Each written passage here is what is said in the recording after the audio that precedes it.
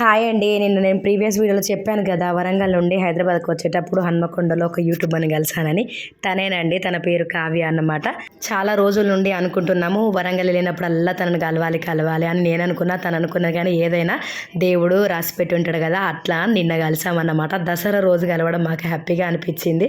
ఇక తర్వాత కాసేపు మాట్లాడుకున్నాం ఇద్దరము. మా ఫ్యామిలీని తీసుకొని వెళ్ళడం, తన ఫ్యామిలీని తీసుకొని రావడం, కలవడం చాలా హ్యాపీగా అనిపించింది. ఫ్యామిలీ పిక్ అయితే తీయలేదండి.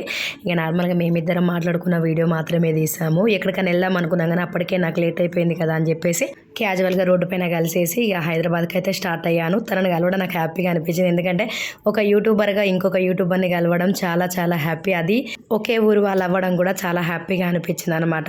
ఇంకెవరెవరు వరంగల్ ఉన్నారో వాళ్ళని కూడా కలవాలని మనసారా కోరుకుంటున్నాను.